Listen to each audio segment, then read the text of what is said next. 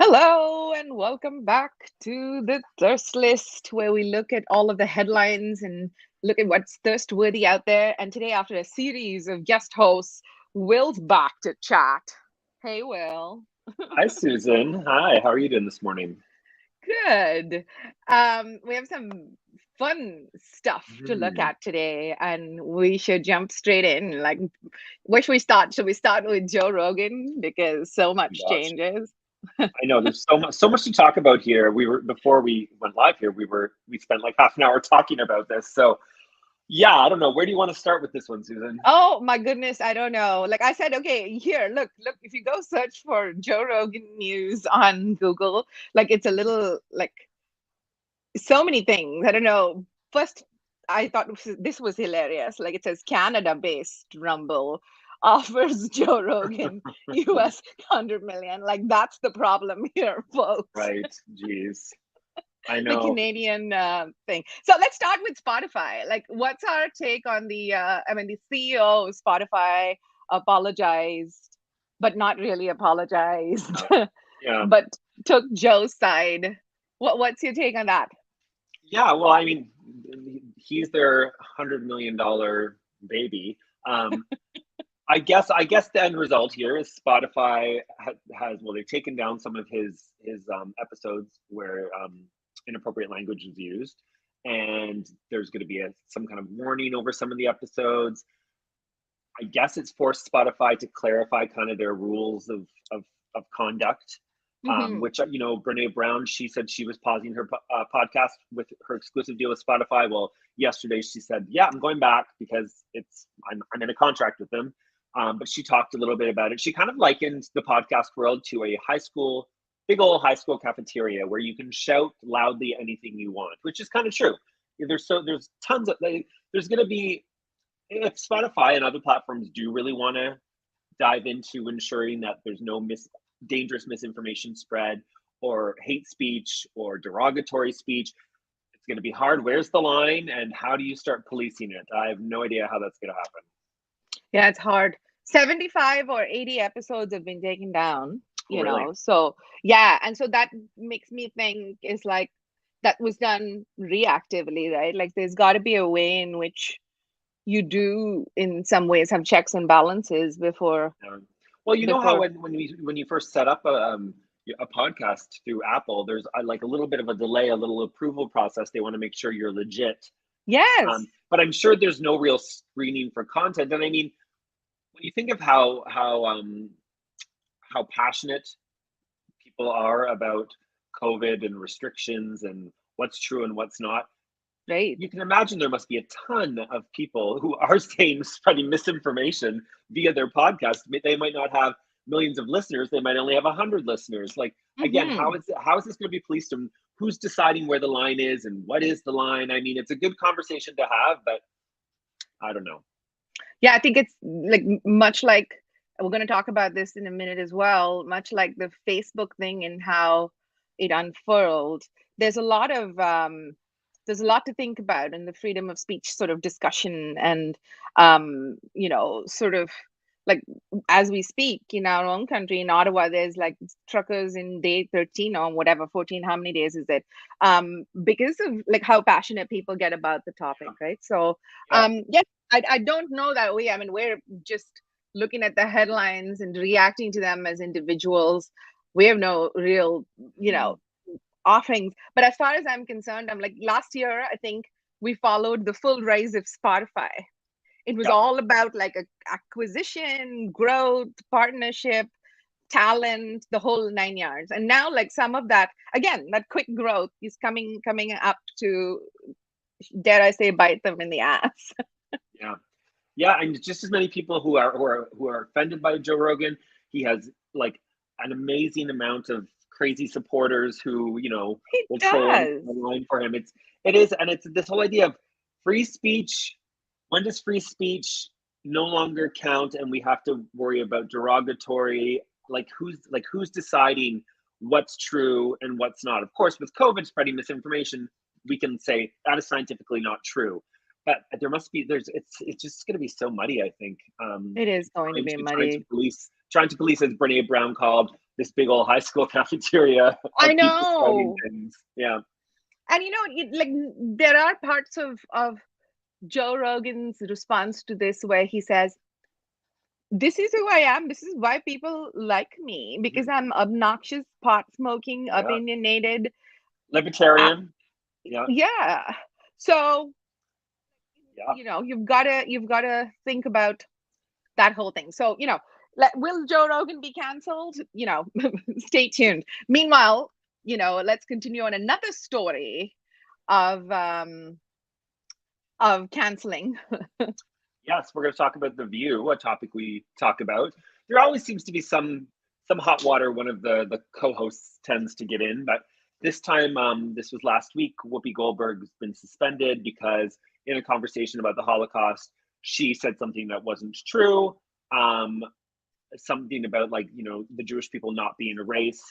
It wasn't about, violence against a specific race. It was like man versus man. But anyways, she obviously did not mean to offend. She came on and apologized. She felt bad that she hurt people, and she, got that. So the NBC president said, "Hey, we're suspending you." So it's that knee-jerk reaction to cancel. Whereas, again, I was reading some people talking about the whole idea of the platform of The View is for women to talk things out, right? To openly talk things out. So it's almost like by just knee-jerk canceling Whoopi, are you canceling because that's what we do now? She obviously didn't mean to say it. What she said was wrong. Would it have been more appropriate for The View to lean into what The View was all about and have continued that discussion and growth with her? I don't know. What do you think? It sounds like it's the opposite of what's happening with Joe Rogan, right? Like, I mean, it's like Spotify is like, okay, we're sorry, this is uncomfortable. We'll take out a few episodes, but we support Joe.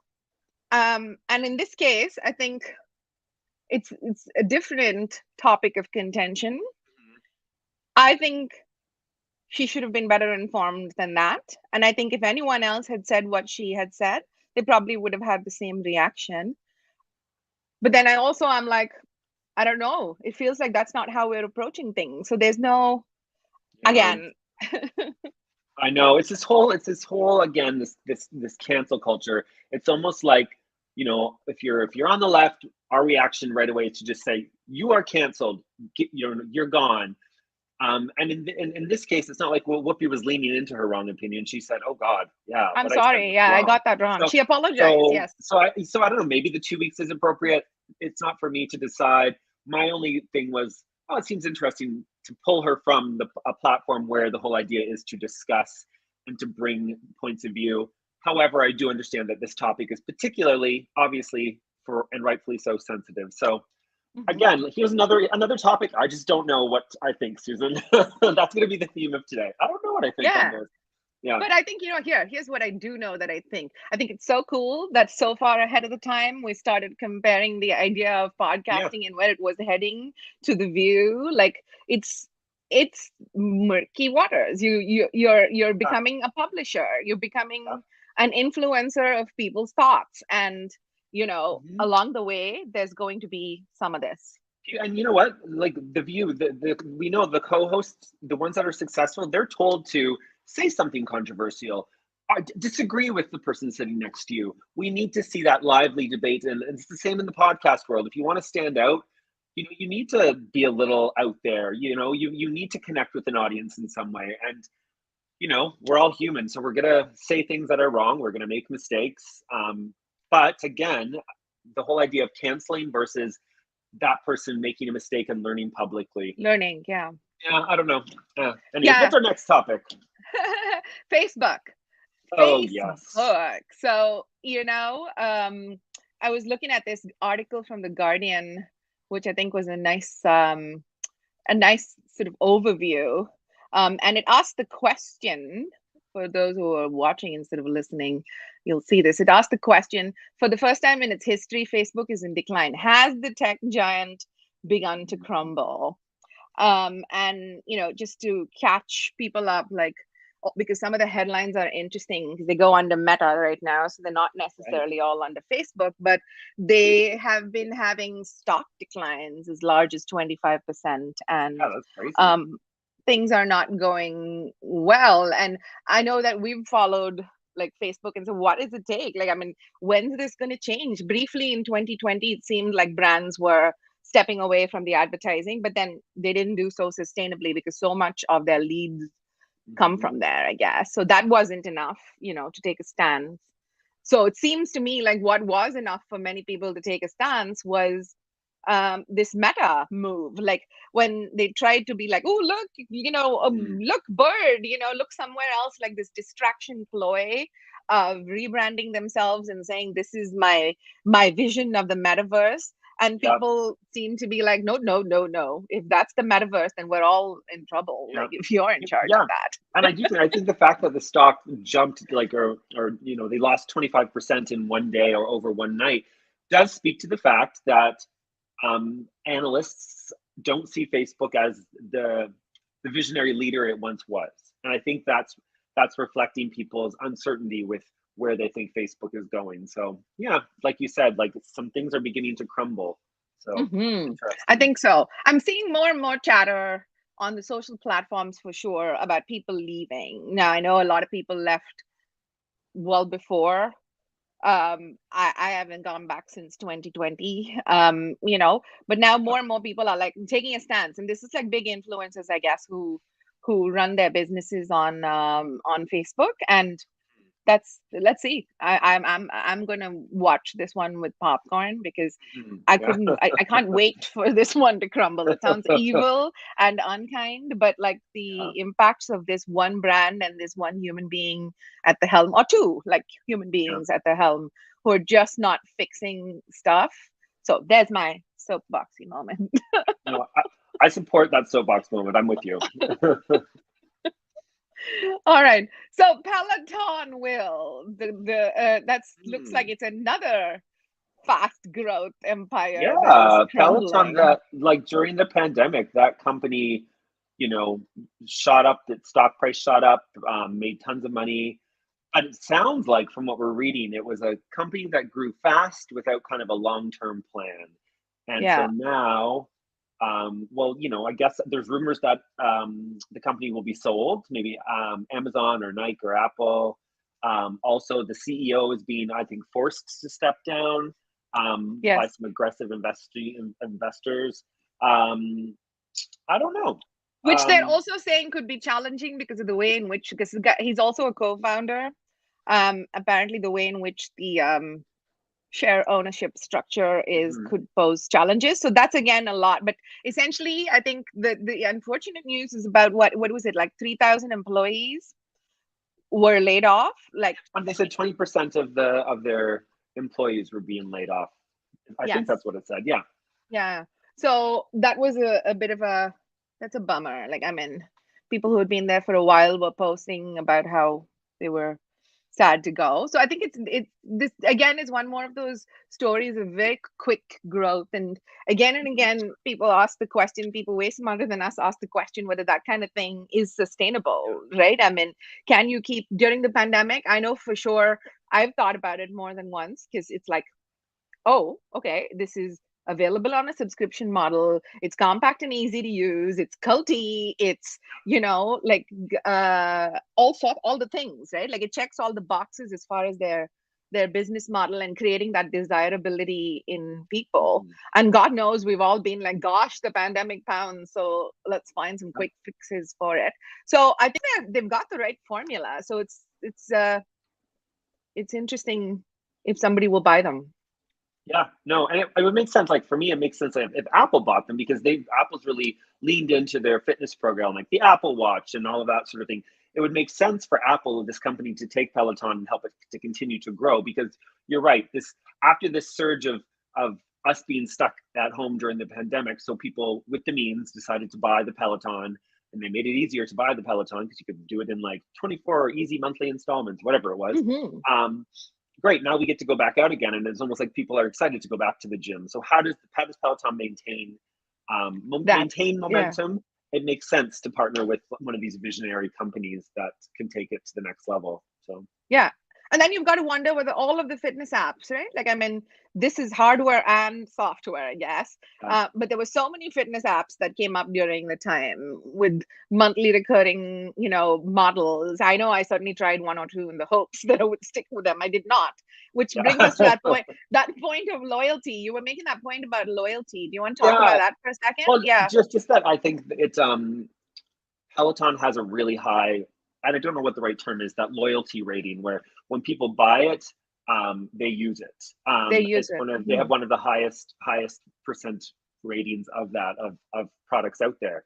So that speaks to something about Peloton, its programming, also how some of those instructors have become celebrities unto themselves who run the Peloton bike classes. So it definitely is those people that do have it. It is like a cult. So yeah, a positive cult, I would say. Positive cult, yeah. I mean, down to the outfits and everything, right? You need specific shoes to pedal that bike, and then you need a specific mat to whatever. So it's all very like, it's kind of like, I mean, to my mind, it's like golf. You need all the things in order to go and do it.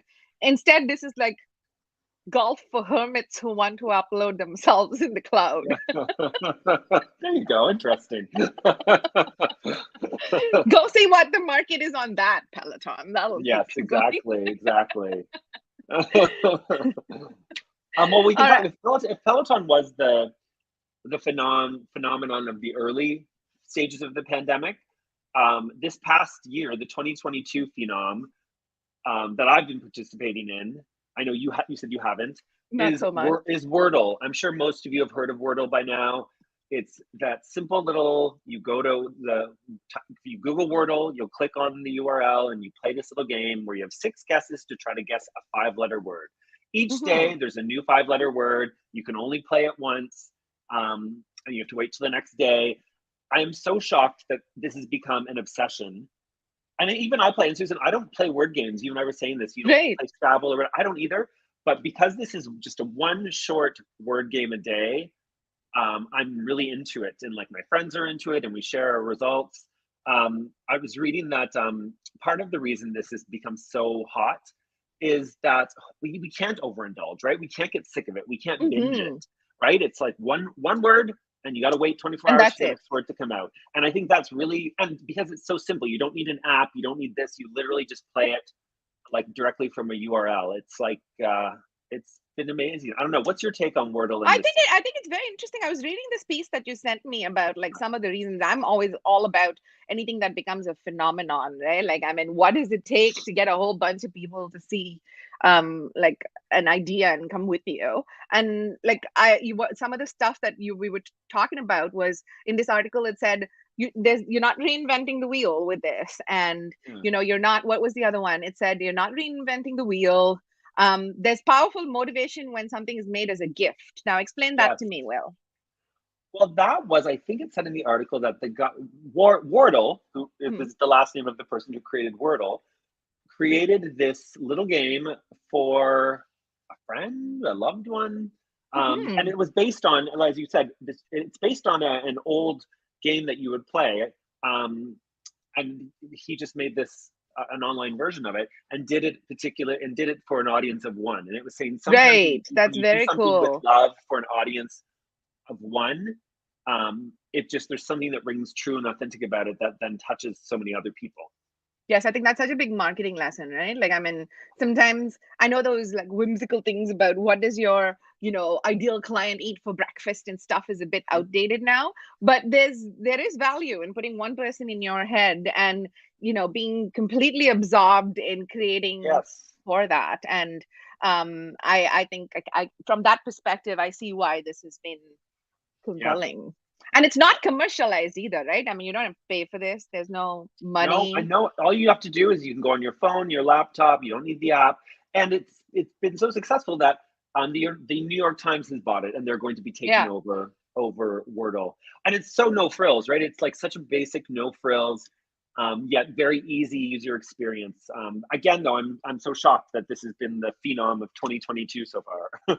Yeah. I think you're pretty much breaking it down over there, saying those are the principles of like a phenomenon. It has to be focused on one person, like absorbed totally one, then don't reinvent the wheel, and create a little bit of like boundaries. There's no bingeability. Yep. And then what was that last thing you said? We listened to the audience of one. What else did we say? Just the ease.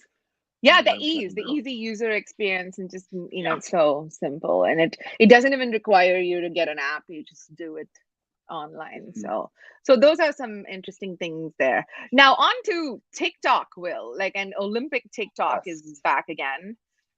Oh yes, it is back again. So we talked about this during the Summer Olympics, how Olympic TikTok was really cool because it's that generation loves TikTok. So the athletes are giving you you're seeing behind the scenes, to look at their rooms, what they're eating, behind the scenes moments before they compete.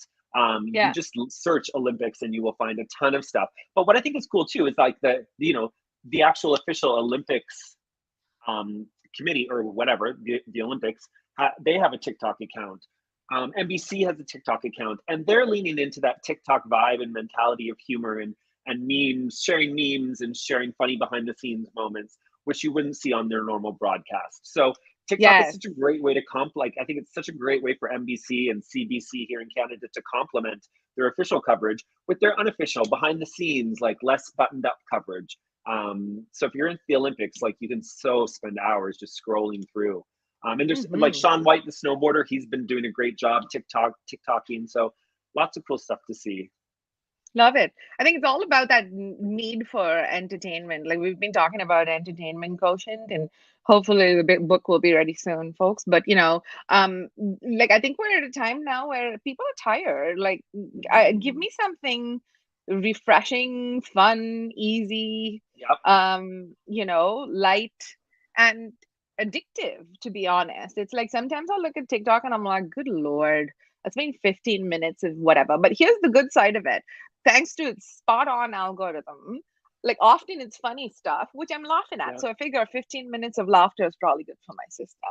Oh, So for sure, for sure. I think the winning formula for TikTok is you jumping on a trend, whether it's a music choice or an actual trend, yeah, keeping your videos short, shirts. keeping them light and funny, or honest and authentic, or again, like I saw there was a really great it was some kind of charitable campaign, and it was like it was you would never see this on mainstream kind of television or like whatever, but because they were saying the F word a lot and whatever. And Right. it was done in such a funny, entertaining, not unexpected way that everybody was sharing it. So I mean, I think the idea of TikTok is you need to lead with humor, I think so. unexpected, a little shock value. It's interesting. Yeah, a little behind the scenes. I think nobody wants, it's the Mm, exact opposite of Instagram. Like, don't show up, like, but what I find interesting, in I've been trying to TikTok, and after saying I don't in all integrity know how to do this, like I don't, I'm like, oh, apparently integrity is out the door. I'll just do anything because the platform is fun. So I just focus, like you said, on the music. Like I'll yeah. pick something that's funny, or I'll pick like a what's the word for it, like a sketch that's funny, and I'll sort of focus on that and put a podcast spin on it.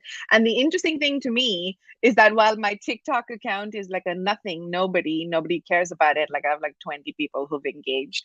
LinkedIn, on the other hand, seems all over my repurposed TikTok stuff. Oh, well, there you go. We talk about this, don't we? Like you have to bring your non-work side to work at LinkedIn Yep. often.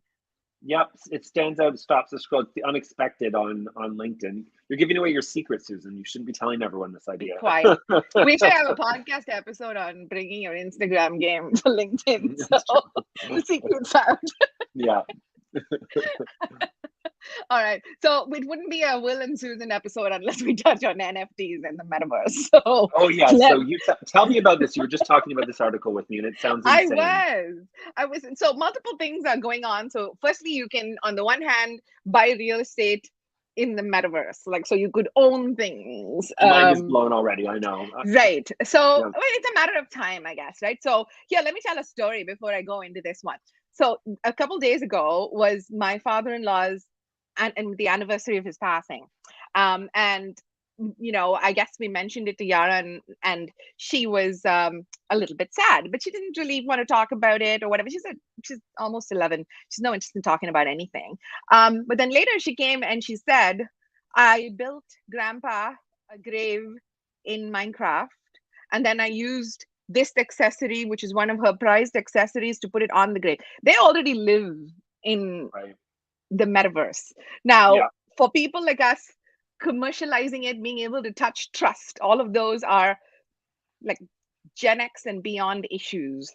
The young ones don't really know. So that's the sort of like side story. So I get it. I can wrap my head around the idea. Yeah, that makes sense. Yeah. So anyway, what I thought was interesting was this headline about how it's come into the real estate market now, where the process of selling real estate, or that actual property, is not just the physical property, but it's also the NFT of the thing. And I thought there were parallels. This is in Florida in the US. And I think it's probably the first in a series of other industries that are probably going to follow this. I thought there were parallels between this and what a number of sort of marketers were doing, including Gary Vaynerchuk, a few shoe brands, where there was like a mashup between the online and the offline, right? I mean, there was an actual experience, or a shoe or an item of clothing, which some people thought was ridiculous. Like if you paid $2,300 for an NFT and you got a hoodie, but that's a limited edition. And this kind of idea has been there for years, right? Like, I mean, we've collected cards, we've collected coins, we've collected currency. So human beings like limited edition things. So I think this might impact more industries than one. And I think it's interesting to see how this real estate company is approaching that particular one. And it's also like a bit of a weird story, because that house in itself is like a hobbit house, and it's decorated interestingly. So it makes sense that when you have a story like that you want to start thinking about creative output. Yeah, it is. It's I don't understand the people, because you saw like Bieber bought, like, how people can you could get that monkey, a specific monkey tailored to represent them. And, Bieber bought it for, when you translated it to normal dollars, like a couple million. And you just kind of think, is this just like right now? Is it with people with lots of money who can do something to show they have lots of money? But then you think about it, it's like the art world, right?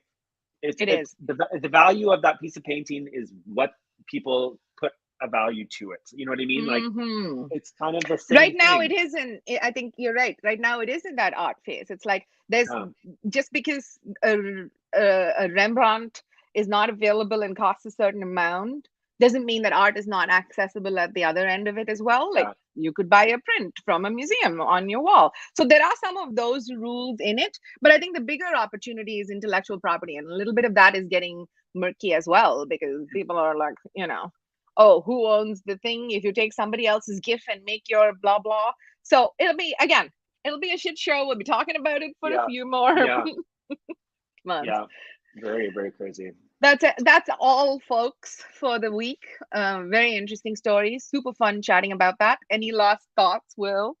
No, but we were talking about the Olympics right before we started recording. I thought there's an emerging, of course, figure skating Olympic scandal. So we should all be tuning in to see what's going on. I think we finished 4th in this Olympic figure skating team competition, but they're delaying the medal ceremony. They're saying there's a legal issue. People are speculating one of these teams might be disqualified. So yeah, I mean, it wouldn't be a Winter Olympics without a figure skating without drama. Yeah. So anyway, stay tuned for that. We'll see what's going on Some there. breaking-ish news. Yeah, right. Anyways, thanks for having me on, Susan. That was great. We had a fun chat today. All right. Bye. Bye.